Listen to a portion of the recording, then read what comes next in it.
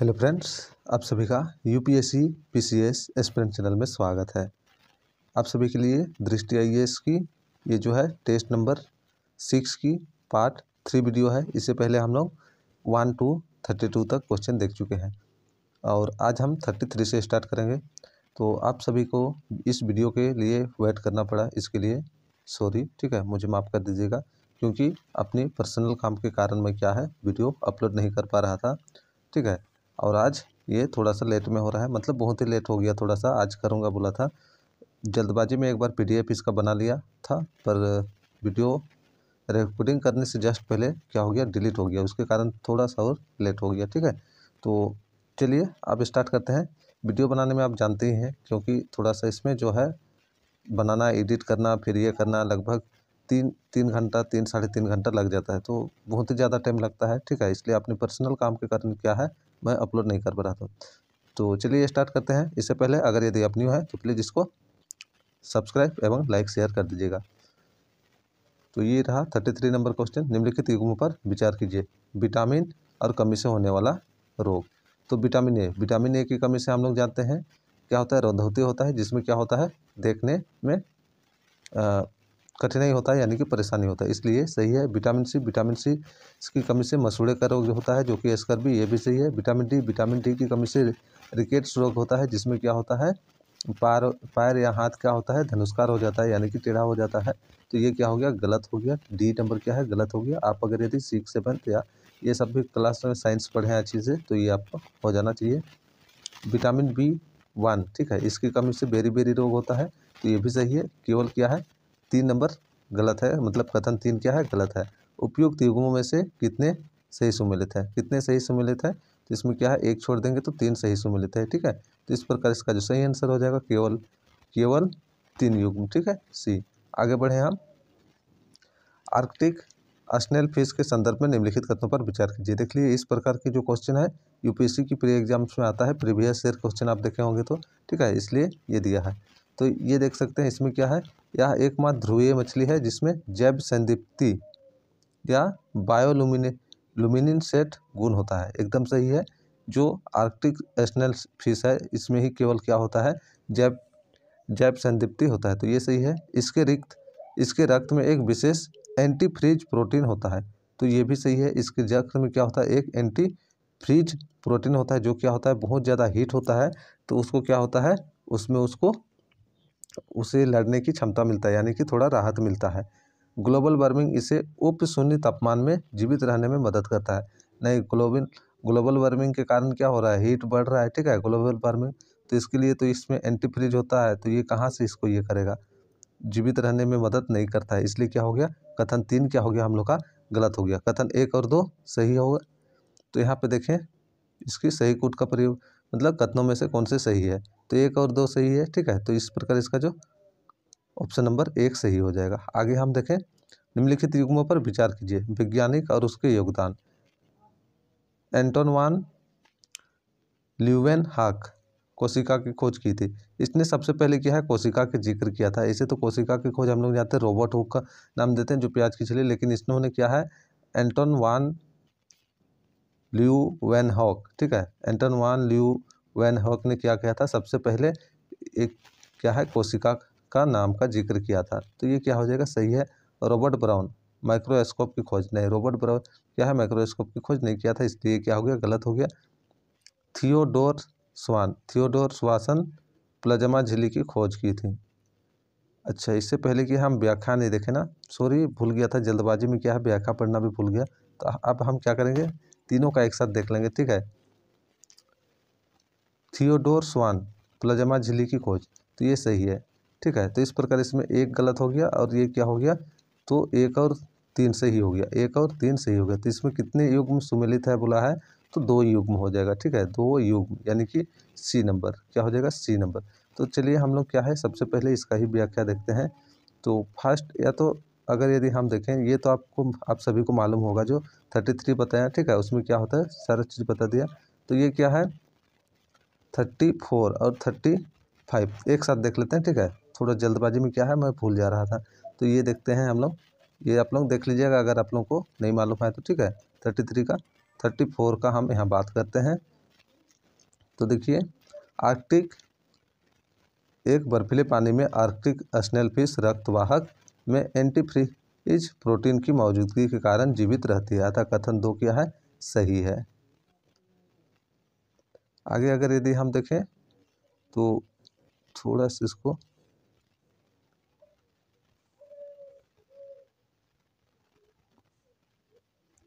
अब यहाँ पे देखिए, ग्लोबल वार्मिंग आर्कटिक के जल को गर्म कर रही है। बढ़ी हुई जैव विविधता जो गर्म जल को उच्च अक्षांशों पर लाती है प्रतिस्पर्धा को बढ़ा सकती है, जिससे खाद्य श्रृंखला में मछलियों की स्थिति खतरे में पड़ सकती है, अतः कथन 3 सही नहीं है। कथन 3 क्या है, सही नहीं है। आर्कटिक स्नेल फिश एकमात्र ध्रुवीय मछली है जिसमें जैव संतृप्ति की घटना पाई जाती है, अतः कथन 1 सही है। देख सकते हैं इस प्रकार जो है क्या है, कथन 3 सही नहीं था और कथन 1 और 2 सही हो गया। ठीक है, अब हम लोग 35 देख लेते हैं, या फिर इसका ये देखना चाहिएगा, तो ये देख लीजिए। ठीक है, 3 क्या हो गया, सही नहीं, और 1 और 2 सही हो गया, इसलिए इसका सही आंसर क्या हो गया, ऑप्शन नंबर ए, 1 और 2। 35 का थोड़ा सा देख लेते हैं व्याख्या। ये रहा हम लोग का 35 नंबर। कोशिका विज्ञान में प्रमुख उपलब्धियां। रॉबर्ट हुक ने माइक्रोस्कोप की खोज की। रॉबर्ट हुक ने क्या, माइक्रोस्कोप की खोज की थी। एंटन वान ल्यूवेनहॉक ने पहली बार एक जीवित कोशिका को देखा और इसका वर्णन किया, अतः युग में एक सुमेलित है। तो ये जो है ये क्या है, सबसे पहले एक जीवित कोशिका को देखा था और वर्णन किया था, इसलिए ये सही है। रॉबर्ट ब्राउन ने केंद्रक की खोज की, अतः युग्म 2 सही सुमेलित नहीं है। युग्म 2 क्या है, सही सुमेलित नहीं है, क्योंकि रॉबर्ट ब्राउन क्या है, केंद्रक की खोज किया था। एक ब्रिटिश प्राणी वैज्ञानिक थियोडोर स्वान ने विभिन्न जंतुओं कोशिकाओं के अध्ययन के बाद पाया कि कोशिका के बाहर एक पतली परत होती है जिसे जीवद्रव्य झिल्ली कहते हैं, अतः युग्म 3 सही सुमेलित है। युग्म 3 क्या है, सही सुमेलित है। तो इस प्रकार आप देख सकते हैं। ठीक है, क्या है, 2 सही नहीं था और यहाँ पे 1 और 3 सही हो गया। थियोडोर स्वान क्या है, प्लाज्मा झिल्ली की खोज की थी, तो आप देख लिए होंगे। ठीक है, मैं भूल जा रहा था इसका। अब 36 देखते हैं हम लोग। निम्नलिखित कथनों पर विचार कीजिए। रूपांतरण एक प्रक्रिया है जिसके द्वारा डीएनए के एक खंड को परपोषी जीवाणु में प्रवेश कराते हैं। तो ये क्या है, सही है। एंटीबायोटिक प्रतिरोध मेजबान जीवाणु के लिए एक वरण योग्य चिह्नक है। ठीक है, चिह्नक है, तो ये भी सही है। तो इस प्रकार इसमें क्या हो जाएगा, दोनों सही हो गया, 1 और 2 दोनों सही हो गया। 36 हम देखते हैं 36 की व्याख्या। तो ये रहा 36 की। रूपांतरण या ट्रांसफॉर्मेशन एक प्रक्रिया है जिसके द्वारा डीएनए के एक खंड को परपोषी जीवाणु में प्रवेश कराते हैं, अतः कथन 1 सही है। आगे देखें हम।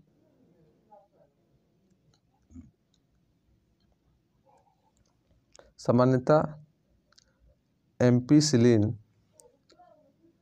क्लोरेमफेनिकोल, टेट्रासाइक्लिन या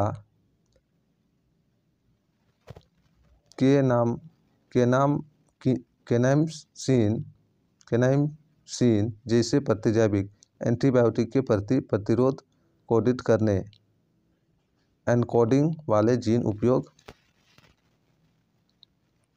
वरण योग्य चिह्नक माने जाते हैं, अतः कथन 2 सही है। कथन 2 भी सही है। ठीक है, आगे हम बढ़ते हैं 37 की ओर। एंजाइम्स के वर्ग के संदर्भ में निम्नलिखित कथनों पर विचार कीजिए। लाइगेजेज जल अपघटन के अतिरिक्त विधि द्वारा एंजाइम क्रियाधारकों से समूहों के अलग होने को उत्प्रेरित करती है। तो ये गलत हो गया, क्योंकि ये जो है लाइगेज जो है जल अपघटन के अतिरिक्त विधि द्वारा एंजाइम क्रियाधारकों से समूह से अलग नहीं होता है। तो ये क्या हो गया, गलत हो गया। लाइगेज एंजाइम 2 यौगिकों के आपस में जुड़ने को उत्प्रेरित करता है, नहीं, ये भी गलत हो गया। इस प्रकार इसका जो है दोनों गलत हो गया। ठीक है, लाइगेज एंजाइम, तो ये क्या हो गया, डी हो जाएगा। इसकी व्याख्या हम देखते हैं 37।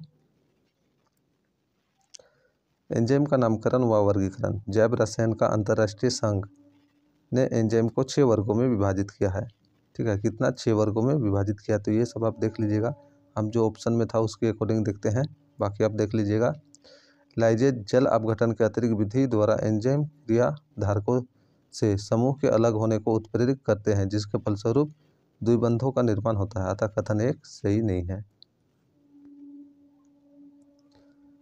लाइगेजेज एंजाइम दो यौगिकों के आपस में जुड़ने को उत्प्रेरित करते हैं, जैसे एंजाइम जो carbon oxygen, carbon sulphur, carbon nitrogen, phosphorus oxygen बंधों के निर्माण के लिए उत्प्रेरित करते हैं। अतः कथन 2 सही नहीं है। कथन 2 भी क्या है?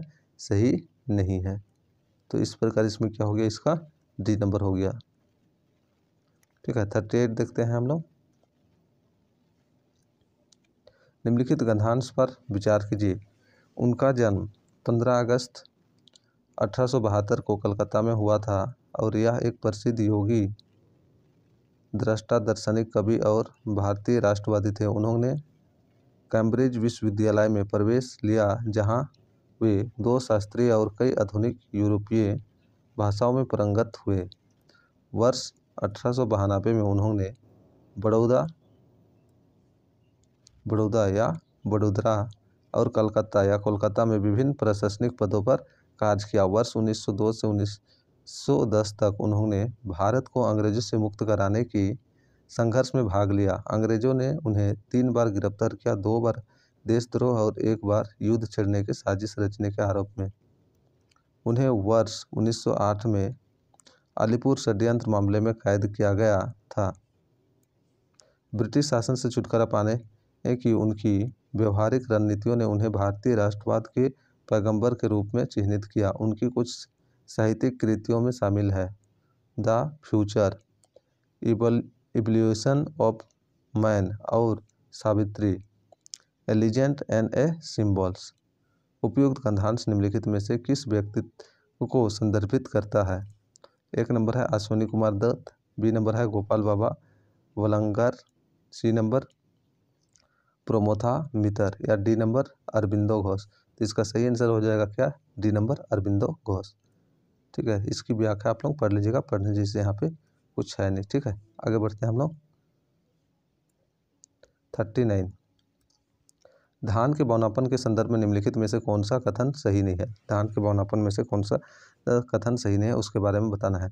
Southern rights black asterisk dwarf virus प्रेरक एजेंट है, ये सही है। ठीक है, या वाइट वैक्ट प्लांट कॉपर द्वारा प्रेषित होता है, ये भी सही है।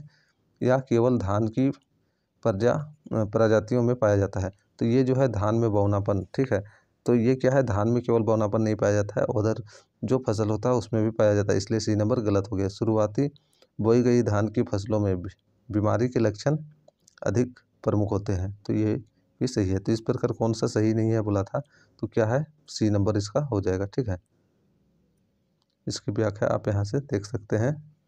3 चरणों वाला यान जिसमें 500 किलोग्राम द्रव्यमान उपग्रह, ये कौन सा देख रहे हैं हम लोग? देखना था 39 ना, 39, हाँ ये रहा 39। धान की बौनापन या जीनस फिजी वायरस से संबंधित southern rice black streaked dwarf virus के कारण उत्पन्न होने वाला चावल के पौधों का बौनापन रोग है। तो ये क्या है? बौनापन होने वाला एक रोग है। ठीक है, चावल के अलावा कई खरपतवार प्रजातियों में भी पाया जाता है, इसलिए विकल्प सी इसका सही है। बाकी आप इसकी व्याख्या देख लीजिएगा। ठीक है, हम आप देखते हैं 40 नंबर। लघु उपग्रह प्रक्षेपण यान के संदर्भ में निम्नलिखित कथनों पर विचार कीजिए। ये 3 चरणों वाला प्रक्षेपण यान है, सही है। ठीक है, 3 चरणों वाला है। इसका प्रणोदन ठोस और तरल दोनों प्रकार के ईंधनों द्वारा संचालित होता है। नहीं, ये केवल ठोस से होता है। ठीक है, इसका जो प्रणोदन होता है क्या होता है? ठोस ईंधन से ही होता है, द्रव नहीं होता है, इसलिए कथन 2 क्या हो गया? गलत हो गया। New space India limited SSLV launch सेवाएं प्रदान करने के लिए उत्तरदायित्व एकमात्र एजेंसी है, तो ये भी सही है। ठीक है, इस प्रकार इसमें 1 और 3 क्या हो गया? सही हो गया। 1 और 3 यानी कि सी नंबर, 1 और 3 यानी कि सी नंबर। ठीक है, यहाँ पे हम इसकी व्याख्या देख सकते हैं। लघु उपग्रह प्रक्षेपण यान या लो अर्थ ऑर्बिट में 500 किलोमीटर तक पेलोड ले जाने हेतु एक प्रक्षेपण यान है, ये आप देख लीजिएगा। आगे इसकी व्याख्या देखते हैं। यह 3 चरणों वाला यान है जिसमें 500 किलोग्राम द्रव्यमान के उपग्रह को लॉन्च करने की क्षमता है, अतः कथन 1 सही है। सभी चरणों में ठोस प्रतिरोध का उपयोग किया जाता है, इसलिए कथन 2 क्या है, गलत हो गया। अन्य लॉन्च वाहनों की तुलना में SSLV के लाभ हैं। क्या क्या लाभ है ये यहाँ पे आप देख लीजिएगा। न्यू स्पेस इंडिया लिमिटेड जो भारतीय अंतरिक्ष अनुसंधान संगठन की, ठीक है, यानी कि इसरो की वाणिज्यिक शाखा है, एकमात्र नोडल एजेंसी। तो इस प्रकार ये कथन 3 क्या हो गया, सही हो गया। अब हम देखते हैं 41, ठीक है। नोवा एजेक्टा के संदर्भ में निम्नलिखित कथनों पर विचार कीजिए। नोवा एजेक्टा के साथ ही ब्रह्मांडीय धूल का उत्सर्जन होता है।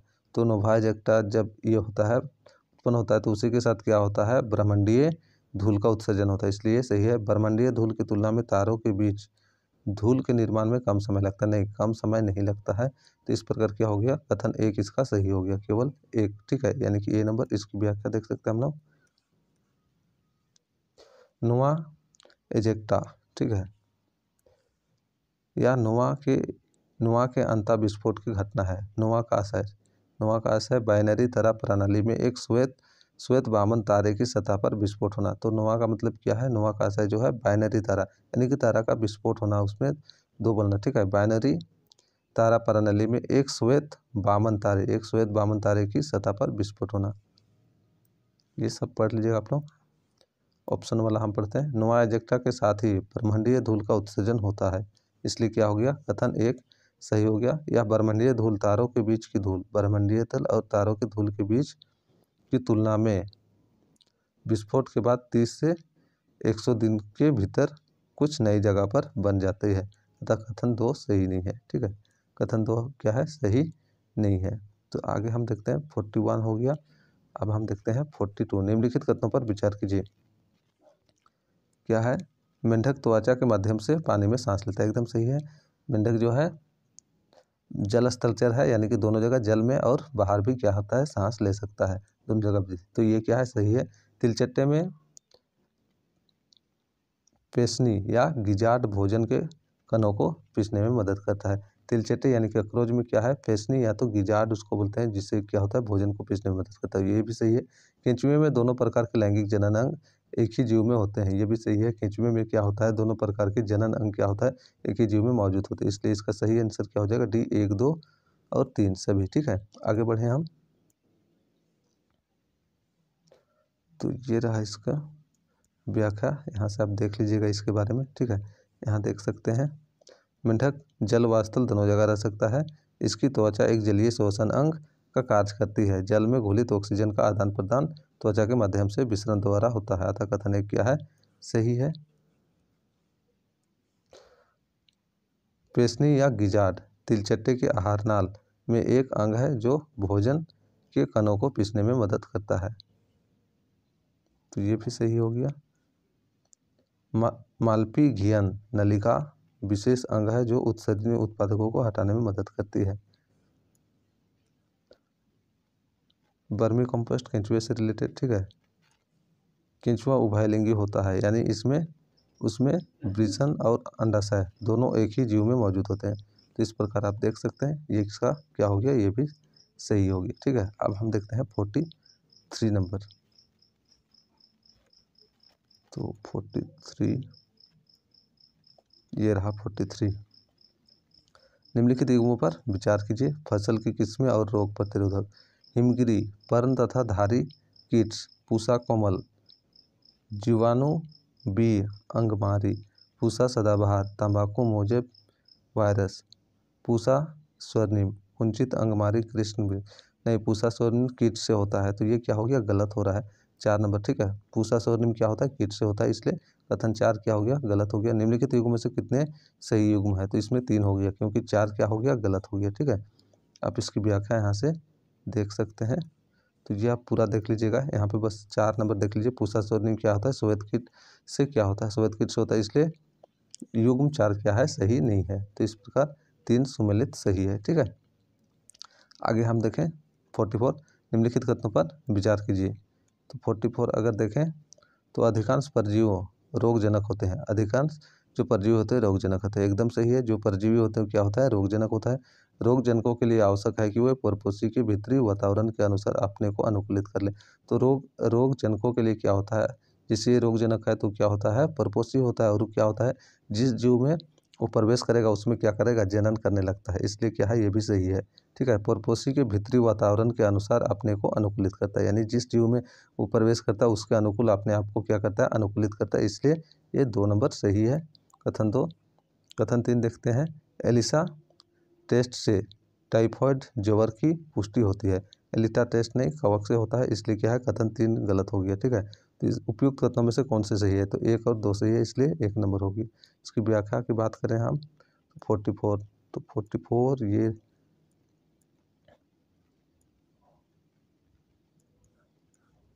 ये रहा 44 की व्याख्या। अधिकांश परजीवी रोगजनक होते हैं क्योंकि परपोषी के भीतर या उसके ऊपर रहकर उसे क्षति या हानि पहुंचाते हैं, अतः कथन 1 सही है। ठीक है,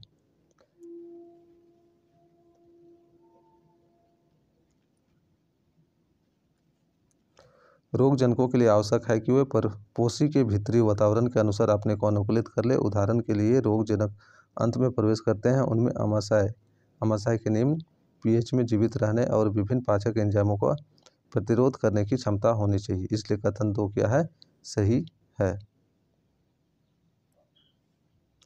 तो कथन 2 सही हो गया। अब हम देख सकते हैं इसके कथन 3। टाइफॉइड ज्वर की पुष्टि बिडाल परीक्षण से होता है, इसलिए कथन 3 क्या है, गलत हो गया। कथन 3 गलत हो गया। ठीक है, आगे हम देखते हैं 45।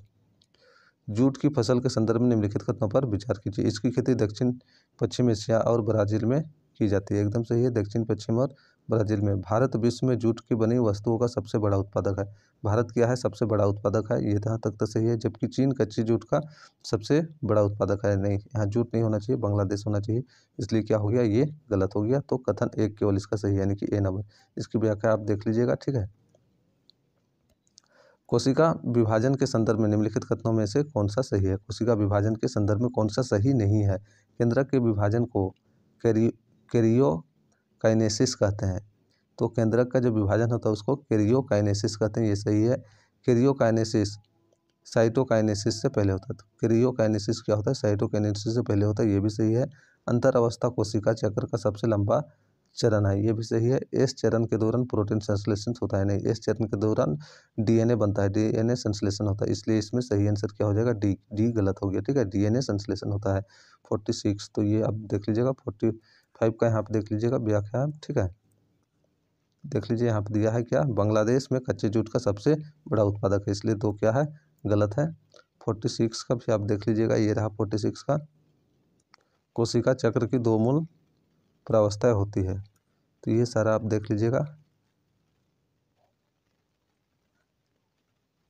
यहाँ पे देख लीजिए, एस या संश्लेषण प्रावस्था के दौरान डीएनए का निर्माण एवं इसकी प्रकृति होती है, इसलिए क्या है, कथन हम लोग का डी सही है। ठीक है, ये गलत हो गया।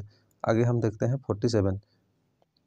निम्नलिखित कथनों पर विचार कीजिए। भारतीय कृषि अनुसंधान परिषद ने हाल ही में चावल की एक किस्म विकसित की जिसे सुपरचार्ज बायोटेक चावल के नाम से जाना जाता है। नहीं, इसको क्या है, हाल ही में चीन ने अनुसंधान किया, इसलिए ये गलत हो गया। भारत ने किया है, किसने किया है, चीन ने किया है। सुपरचार्ज बायोटेक चावल को जीन संशोधन तकनीकों का उपयोग करके विकसित किया गया है।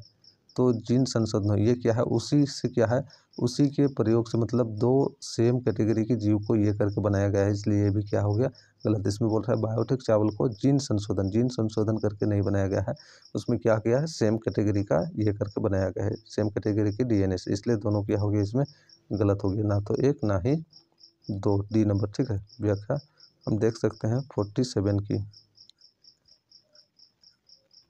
47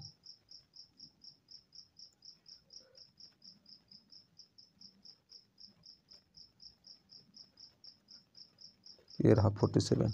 हाल ही में Chinese academy of agriculture sciences के वैज्ञानिकों ने दर्शाया कि कैसे एक ट्रांसक्रिप्शन रेगुलेटर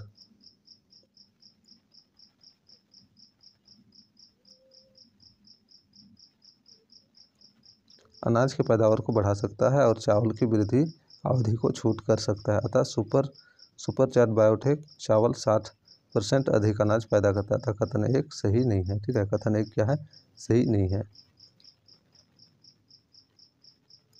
जीन मॉड्यूलन अंतर्निहित सेलुलर डीएनए में आनुवंशिक परिवर्तन किए बिना अस्थायी रूप से जीन अभिव्यक्ति की स्तर को बदलने की प्रक्रिया को संदर्भित करता है, इसलिए कथन 2 भी सही नहीं है। हम आगे देखते हैं। 47 देख चुके हैं। 48 निम्नलिखित युग्मों पर विचार कीजिए। पॉलीमर का नाम और उपयोग। पॉलीप्रोपीन रस्सियों, खिलौने, पाइपों के बनाने, एकदम सही है। पॉलीप्रोपीन क्या है, ये भी साइंस से रिलेटेड है। ठीक है, 12th में बहुत ही अच्छा से ये दिया हुआ है। बेकलाइट विद्युत स्विच, बर्तनों के हैंडल बनाने में, सही है। ग्लिप्टल इंसुलेटर बनाने में नहीं, ग्लिप्टल का प्रयोग इंसुलेटर बनाने में नहीं किया जाता है। प्रेपेल्स का किया जाता है। पॉलीपिनाइल रेनकोट बनाने में, ये सही है। ठीक है, इस प्रकार क्या हो गया, कथन 3 गलत हो गया। तो 1, 2 और 4, 1, 2 और 4 यानी कि ऑप्शन नंबर बी। इसकी अगर व्याख्या देखना चाहे तो हम देख सकते हैं 48 ना, 48 ये देख लीजिए पॉलीप्रीन का हो गया। अब हम डायरेक्ट केवल आपको दिखाते हैं बेकलाइट। ये जो देख लीजिए बेकलाइट या क्या है, ग्लिप्टल किससे बनता है, प्रेपल और प्रलाक्ष बनाने में काम आता है ग्लिप्टल। तो ये इसलिए क्या हो गया, गलत हो गया। तो आप देख लीजिएगा इसकी पूरी व्याख्या। 49 हम देखें। निम्नलिखित में से कौन सी खरीफ फसलें हैं, कौन सा खरीफ फसल है उसके बारे में बताना है जो कि वर्षा ऋतु में होती है। धनिया क्या है, वर्षा ऋतु में नहीं होता है। जीरा ये भी नहीं होता है। सौंफ क्या होता है, वर्षा ऋतु में होता है। मिर्च भी होता है, वर्षा ऋतु में भी होता है। और क्या होता है, रबी फसल में भी होता है, इसलिए ये भी होगा। जाई ये भी क्या है, वर्षा ऋतु में नहीं होता है। तो 3 और 4 ये क्या है, दोनों सीजन में होता है। तो 3 और 4 होना चाहिए। तो ये देख लीजिए 3 और 4, इसकी भी आप लोग व्याख्या देख लीजिएगा। 5 नंबर हम देखते हैं। पायरीन के संदर्भ में निम्नलिखित कथनों पर विचार कीजिए। यह एक नॉन साइक्लिक एरोमेटिक हाइड्रोकार्बन है, सही है। यह एक कार्सिनोजेन के साथ साथ एक म्यूटेजन भी है, तो ये भी सही है। ठीक है, इसके लिए इसका दोनों कथन सही है। तो हम देख सकते हैं इसकी 50 नंबर, ये देख लीजिए। पायरीन एक यौगिक है जिसमें बेंजीन के 4 रिंग होते हैं, इसलिए देख लीजिए कथन 1 क्या है, सही है। पॉलीसाइक्लिक यौगिक कहते हैं इसको। या कार्सिनोजेनिक और म्यूटेजेनिक गुणों के साथ पॉलीसाइक्लिक एरोमेटिक हाइड्रोकार्बन के अत्यधिक विषैले वर्ग से संबंधित है, अतः कथन 2 सही है। तो इस प्रकार कथन 2 भी सही है। तो चलिए इसमें इतना ही, फिर हम क्या करते हैं नेक्स्ट वीडियो के साथ मिलते हैं। इसमें क्या है, अपलोड अगर लंबा वीडियो होगा तो अपलोड करने में भी ज़्यादा टाइम लगेगा, इसलिए आज इतना ही करते हैं। क्योंकि आज बनाने के लिए तो ज़्यादा PDF ये किए थे, देख लीजिए। ठीक है, 60 क्वेश्चन तक का किए थे, लेकिन क्या है तो टाइम ज़्यादा लगेगा, इसलिए ये नहीं कर रहा है। नेक्स्ट वीडियो में क्या करूँगा, मैं ज़्यादा वीडियो अपलोड कर दूँगा, यानी कि और 2 वीडियो बना के इसको कंप्लीट कर दूँगा।